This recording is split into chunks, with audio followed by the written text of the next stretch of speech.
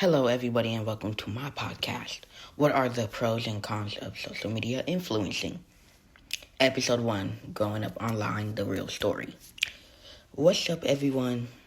Welcome to episode 1 of What are the pros and cons of social media influencing? If this is your first time here, my name is Dimitri May, and I'm the founder of Everbright Films.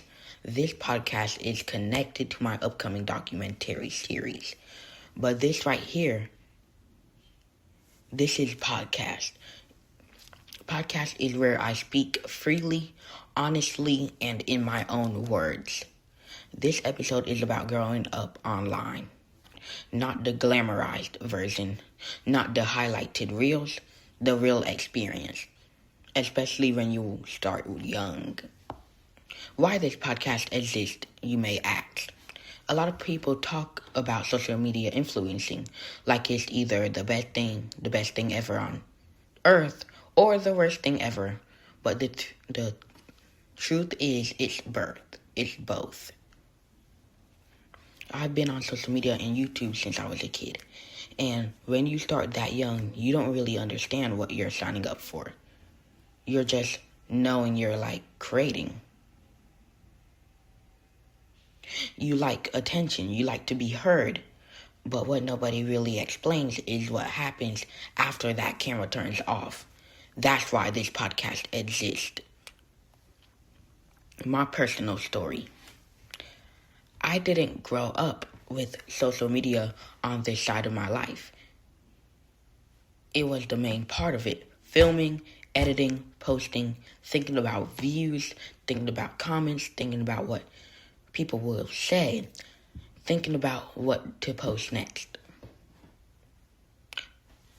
At one point, it felt like 80% of my life was online, and another point, it felt like 20% was real life. School didn't feel like a break. Home didn't always feel peaceful, and the camera was always there, whether physically or mentally. That kind of pressure hits different when you're still growing up. Especially in your young 5 to 12 age range or teenage years. The pressure. When you're a kid influencer or a young creator, people expect you to always be on, always happy, always creative, always productive. But nobody asks if you're tired. Nobody asks if you're burned out. Nobody asks if you're okay. And if your content slows down, people judge. They assume you're lazy. They assume you fell off. That pressure builds up fast. The hate. Let's talk about hate. Because nobody likes to admit how much it affects them. Especially these big influencers like Piper Raquel, Gavin Magnus, the Royalty family. And I could go on for days and days. When you're online, hate doesn't just stay online. It follows you. It follows you through school. It follows you in your head. It follows you home. People say things they would never say to your face. And when you're young, you don't have the tools yet to separate criticism from cruelty. After a while, it gets heavy. That was the big reason why I stepped away.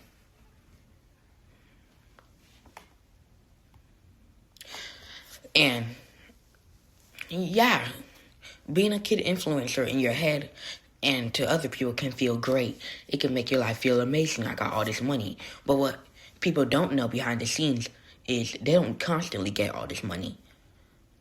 It can be in a pattern.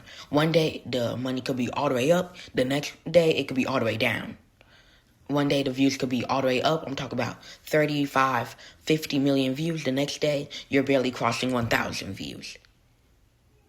And the money isn't always there. One time you could have $500 million. No, one time you could have $1 million. The next day you could have $20,000. It's not in one single order where you continue to get as much money each time. It goes up, it goes down, it drops. That's the pattern. And that's what creators don't want to tell y'all. And they could do some really nasty things just to get views, because once their views go down, their whole content changes. I'm talking about one day it could be a family healthy channel, the next day they're doing some nasty thing on the channel. Why I shut down YouTube now? I didn't shut down my channel because it failed. It never failed. I shut it down because I needed to breathe. The channel wasn't always doing well as I hoped. And on top of that, the hate was becoming too much. I had to choose between continuing to perform for people or choose myself. So I chose myself. My mental health. That doesn't mean I quit forever. It means I paused internally and intentionally. Now, the pros of influencing. Now let me be clear. Social media isn't always bad.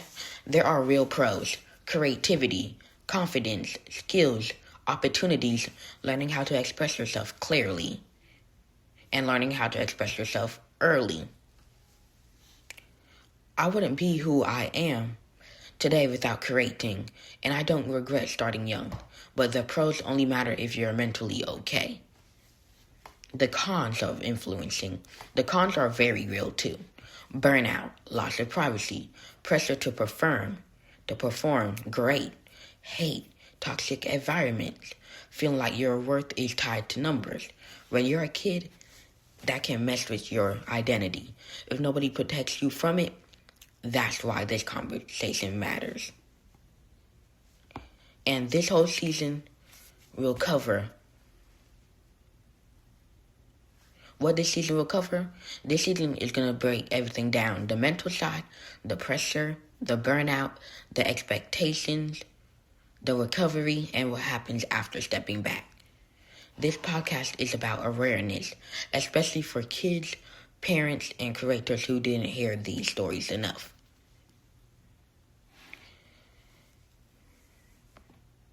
And yeah, that's just what I want to tell y'all. And it's not always bad to be an influencer. It could be good too. So yeah.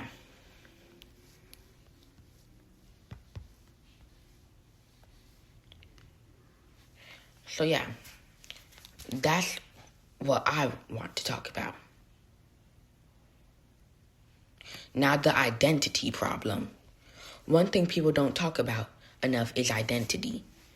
When you grow up online, you don't always get a chance to figure out who you are without an audience. You start asking your question like, am I doing this because I love it? Or because people expect it? Who am I when I'm not posting? Who am I when nobody's watching? That's a scary place to be, especially at a young age. Sometimes it feels like I didn't know where the creator version of me ended and where the real story began. Numbers versus self-worth, and this is a big topic. Views, likes, subscribers, streams. At first, they're just numbers, but over time, they start feeling judgmental. When numbers are too high, you feel good. When numbers are too low, you feel like you failed even if you worked as hard. Just as hard as you did when the numbers were high. And that's dangerous because your self-worth slowly becomes tied to performance instead of who you really are. I had to learn that numbers don't always define impact, and they definitely don't define personal value. Parents and adults don't always see it, and that's another thing I wanted to be honest about. Adults don't always see the full picture. To them, it may just look like you're just on your phone. You're lucky to even have a platform. Other kids would love that life. But they don't always see the mental weight behind it. Creating is emotionally labor. Being visible is emotional labor. Being judged publicly is also emotional labor. Especially when you're still growing. Why stepping away is sometimes necessary. When I stepped away from music, content, and everything around August 2025, it wasn't random. It was necessary. I needed silence. I needed place. I needed to reconnect myself without pressure. That pre-release phase before Everbright Films officially launched was me rebuilding quietly, learning again without the noise. Sometimes growth doesn't look like posting more. Sometimes it looks like stepping back. What people don't see behind success. People love the idea of success because they're rarely asked about the cost. They see the uploads, the creativity, the ambition, but they don't see the stress, the self-doubt, the exhaustion, the nights where quitting feels easier than continuing. That's why I want this podcast to be honest, not motivational in a fake way, but real. A message to the young creators. If you're a young creator and you're listening to me, listen to this right here, now. Hear me clearly. You're allowed to rest. You're allowed to pause, and you're also allowed to change directions. You do not owe the internet constant access to you. And if you're a parent listening, protect your kids' mental health just as much as their talent. Their mental health matters. Mental health is a huge perspective of what makes a human human. Why this is just beginning? Episode 1 is just setting the foundation. The podcast isn't about complaining. It's about understanding. It's about balance. It's about growth. And it's about telling the story the algorithm never shows.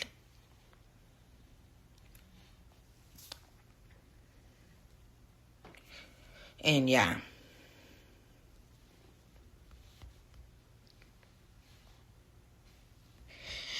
And all of this matters.